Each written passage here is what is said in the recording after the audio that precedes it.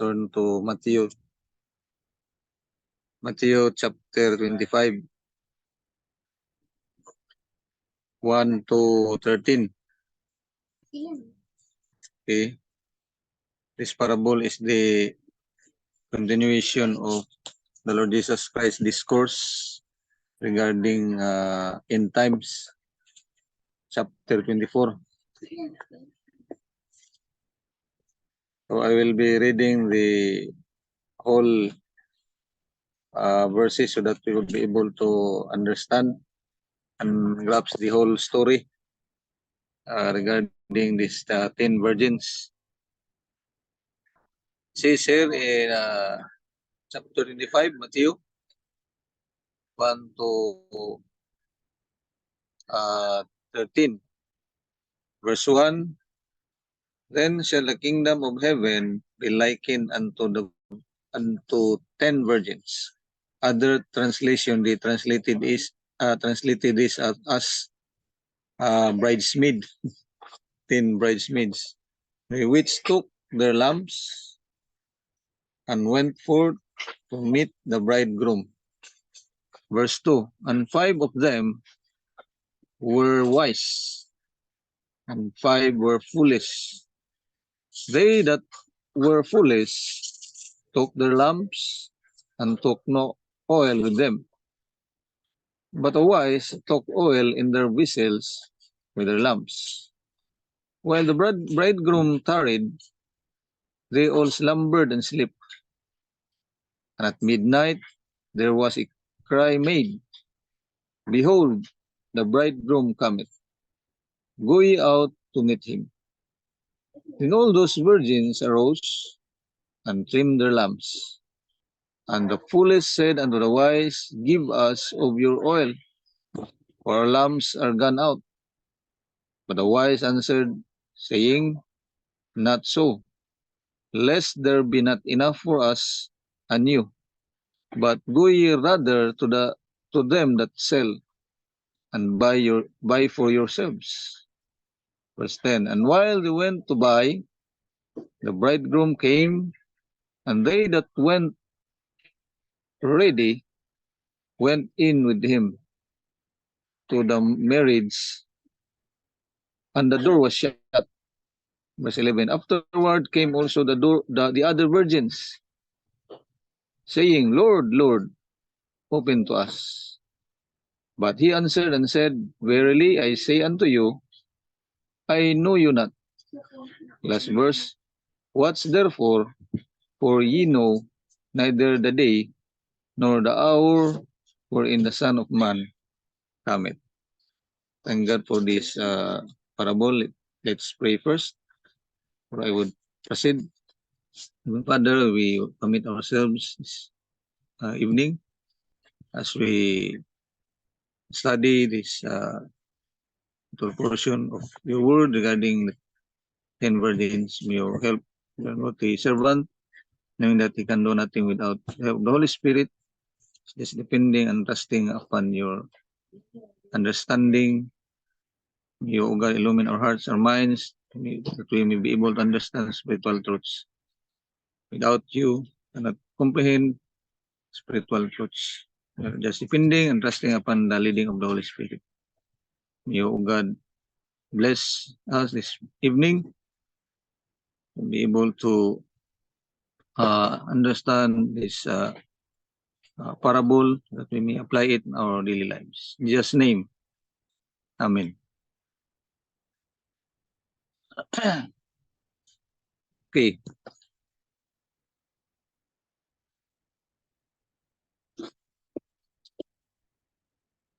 Ten virgins. So the 10 virgins appears in the Olivet Discourse, where Jesus speaks about the end times and the coming of the kingdom of heaven.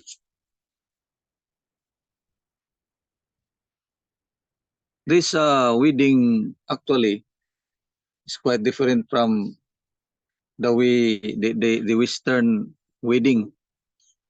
If we could study the manners and custom, so the wedding ceremony of the Eastern, especially the Jews, it would happen during nighttime. So this is what happened here in this wedding. According to verse 1, that the parable described that 10 virgins would take their lamps and go out to meet the bridegroom. So because the wedding ceremony would happen nighttime, so those who will be attending, they will surely bring their own lamps, because in those time there were no wala pa'y kuryente ba, so very dark, so it really necessary that everyone would bring their lamps and also oil. So I do believe that these 10 virgins are aware that the wedding would happen nighttime. So what stated in verse 2, 5 of them were wise. Okay, five of the virgins were wise, and 5 were foolish. Okay, verse 3, they that were foolish took their lamps and took no oil with them. Okay, the 5 described as wise because they bring extra oil, and 5 are foolish because they do not bring enough oil. This is what the scripture says. So while the bridegroom tarried, so in those times, actually their wedding ceremony, there is no exact time actually. So if you are attending wedding, Eastern wedding, you will surely wait, because they will not give you the time. What is the time? Not in our wedding ceremony, there is a time. So dali ra kay sa ato maka kuan, inunta makahibalo kay the time is given. But the Eastern wedding, they will not tell you what time. So the delaying the wedding for them is their custom. That's what the Bible says in verse, it says in verse 5, while the bridegroom tarried. Okay, means delayed. The bridegroom is delayed. So the delaying the coming of the bridegroom is not a surprise for them, because that's their what we call custom. So verse 5 says, they all slumbered and sleep. Because the bridegroom delay, so these 10 virgins, they are waiting. Then they do not know what time the bridegroom would come. So while waiting for the coming of the bridegroom, so they fell asleep. That's what the scripture says. They all fall asleep, because maybe already 10 p.m. So they are very tired maybe of waiting. So while waiting for the arrival of the bridegroom, so they all fall asleep. So is it really easy to fall asleep, because the wedding ceremony happened nighttime? So next verse 6. And at midnight, says here, there was a cry made. a cry here, it means an announcement. So at midnight, there is an announcement that the bridegroom is coming. So before the bridegroom arrived to the house of the bride, naay mo announce actually. Mo announce nga, maingon siya nga, naana ang bridegroom. So, says in verse 6, behold, the bridegroom cometh, go ye out to meet him. So this is the announcement. Verse 7, then all those virgins arose. So because there is already an announcement that the bridegroom would soon arrive. So what happened here in verse 7 says, then all those virgins arose and trimmed their lamps. So these 10 virgins, they immediately prepare their lamps. They arose because the bridegroom would soon arrive, as what verse 7, verse 6 says. So they prepare their lamps. Okay, in verse 8. Actually, the duty of these 10 virgins, they have actually duty and responsibility. Their duty is to light the path of the bridegroom because it's very dark. So they're given the duty to light the path of the arrival of the bridegroom. Verse 9, verse 8. And the foolish said unto the wise, give us your oil, for our lamps are gone out. So the foolish virgins realize their lamps are going out, and ask the wise for oil. What happened here? It says in verse 9, but the wise answered, saying, not so, lest there be not enough for us and you, but go ye rather to them that sell, and buy yourselves. So the wise refuse to give oil, saying there is not enough for both groups. So the foolish virgins go to buy more oil. But while they are away, what happened? The bridegroom arrives. It says here, now while they went to buy, the bridegroom came, and they that were ready went in with him in the marriage, and the door was shut. So the wedding ceremony, Eastern wedding ceremony, is once you will not actually not prepared, in once the wedding start, will automatically close the door. They will not entertain any strangers, anything to join the wedding. That's their custom. They will close the door.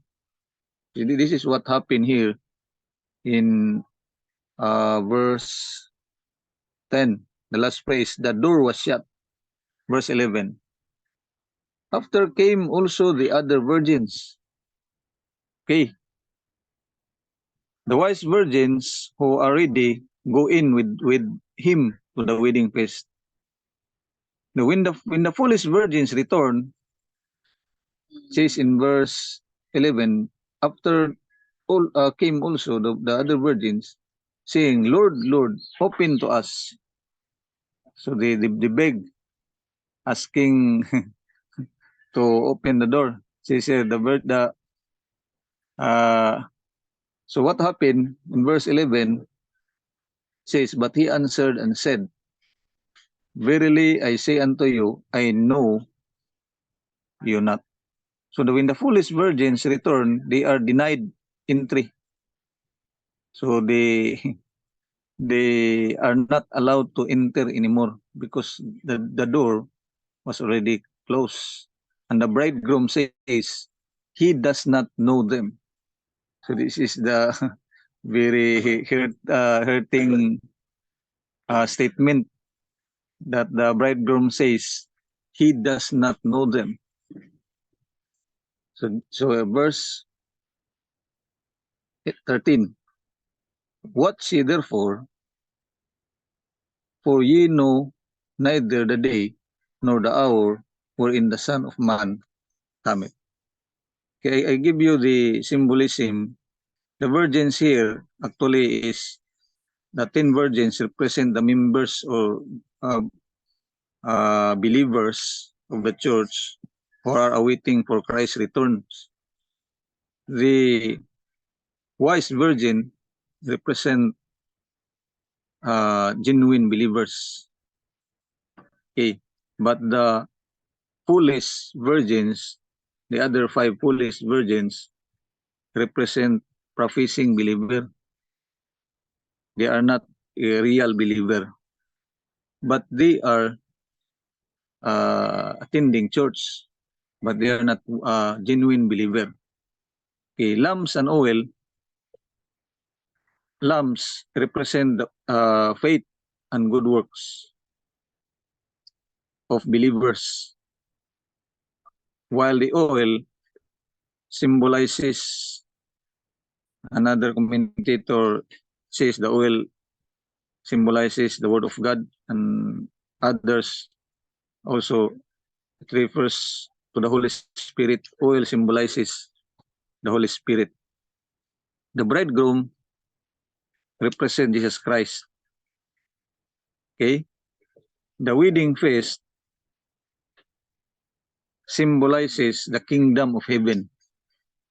So the wedding feast symbolizes the kingdom of heaven. The midnight cry, it signifies the sudden and unexpected nature of Christ's return. The midnight cry signifies sudden, unexpected nature of Christ's return. So Christ will return in sudden, ba? Okay. That's why it calls for constant vigilance and preparedness. The closed door here represent finality of the judgment. Okay, once the bridegroom has come, those who are not prepared will be what happened? Excluded from the kingdom. That's why there's a closed door. The door was shut. So what spiritual lesson that we could learn from this parable? I have heard 3 spiritual lesson regarding the return of Jesus Christ. Actually, we must be prepared. So we must be prepared. Everybody must be prepared for the coming of the Lord Jesus Christ. It is a necessary that we should be prepared for Christ's return. Huh? Or else, if you're not prepared, that's what the passage says. Now, for ye neither what's therefore, for ye know neither the day nor the hour wherein the Son of Man cometh. So that's why we need to be prepared, because we do not know when our Master return. Ba? If you are not a genuine believer, then you will surely be excluded to enter heaven. You will not be welcome in heaven, because you have not you have no Jesus Christ in your life. So if you are a believer, you need also to be prepared. We need to be prepared. Okay. This involves living a life of faith, continually being filled with the Holy Spirit, and maintaining righteous deeds. So that's the lesson you could learn regarding the return of our Lord Jesus Christ. Not only we need to be prepared, we need also to be watchful or vigilance. Okay. We need to be watchful or vigilance, like a security guard, but being a security guard, you need to be vigilant, watchful, or else enemy might attack you or come anytime without being notified that will come. So that's the second thing regarding the return of price. The lesson that we could learn: be prepared, be watchful. Okay. Why? Because there is a consequences of unpreparedness. If you are not prepared, if you are not watchful, there is a consequence of being unprepared, like those foolish virgins. Ba? So what happened for them? They're being excluded. Ba? Says those not ready will face exclusion from the kingdom of heaven. If you are not a genuine believer, don't have Jesus Christ in your life, so heaven for you is you are not welcome there. Ba? Okay, this is what happened for the foolish virgins.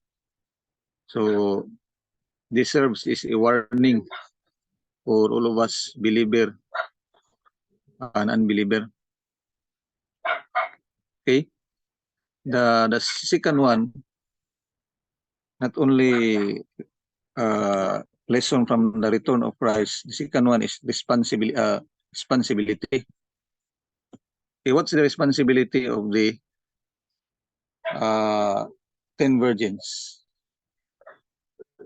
The responsibility during the wedding ceremony, they are given a duty.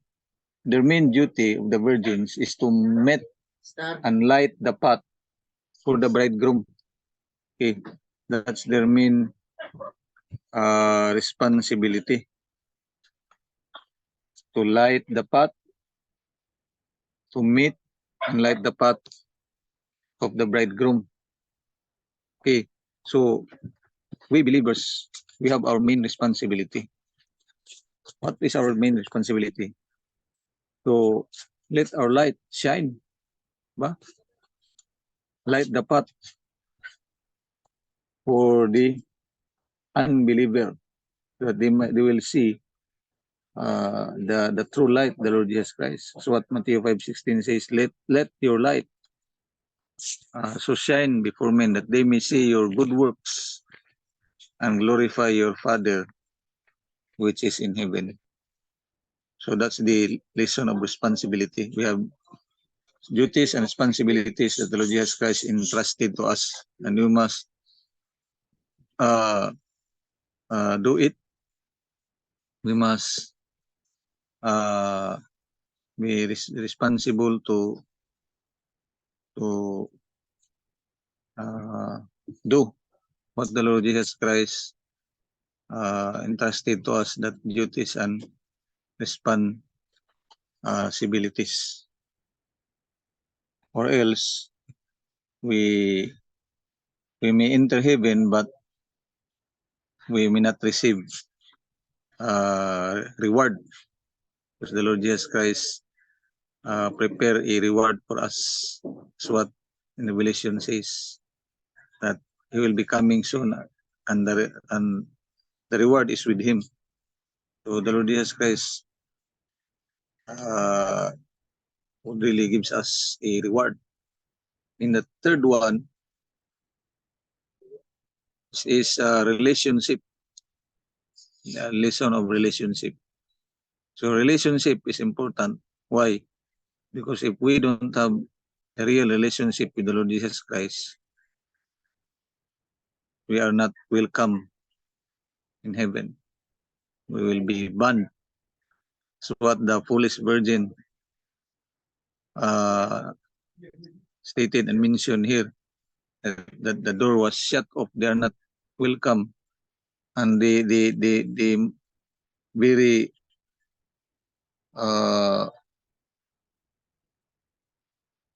very hurting words is the Lord says, I know you not. Imagine. the Lord Jesus Christ would say to you, I know you not. You are not welcome here. Who are you? So this is what will happen when you don't have a relationship with the Lord Jesus Christ. You will surely go to hell. You will not, the Lord Jesus Christ will not let you enter into his kingdom because you don't have a real relationship with the Lord Jesus Christ. So relationship to our God is very important. Ba? And it's not hard to have a relationship with the Lord Jesus Christ. John 1:12 says, but as many as receive him, to them give power, become the children of God or the sons of God, even to them that believe on his name. So relationship is very important that we could enter heaven. So I hope that will be, the Lord will help us to prepare ourselves before Christ's return, and remember that we have responsibility or duty that we need to do. The Lord entrusted us duties and responsibilities so that the Lord will bless us continually. And if you don't have Jesus Christ yet, so if you want to enter heaven, so kinahanglan nga nagi kay klaro nga pagtuo sa Ginoo, genuine ang imong pagtuo sa Ginoo. Kung dili genuine, sorry na lang, sa daan yung kadi ka pasudlon sa langit, like those foolish virgins. So foolish virgins, they are not a real Christian, real believer. They don't have the Holy Spirit, ba? So that's why ban sila sa langit, dili sila pasudlon. So I hope nga makuha ninyo ang simple nga explanation regarding the parable of the 10 virgins. Pray ta. Father in heaven, we praise you, O Lord, sa imong pulong nga mo karong natun-an. Salamat nga ikaw Ginoo nag remind ka namo sa imong pulong. Before ka mo samtang nagpaabot kami sa imong pagbalik, need to be prepared and watchful. Kay we do not know ano sa ka Ginoo mo balik. Bangi kami nga kami maging prepared physically, mentally, spiritually. Mahimo sa mga butang nga imong ipahimo namo. Labi na gyud Ginoo ang among relationship da kanimo ang magikining atimanon mo na Ginoo ang pinaka importante para magadto kami sa imong gingharian. Salamat sa imong pulong. Balik da kanimo tanaw himaya in Jesus name. Amen.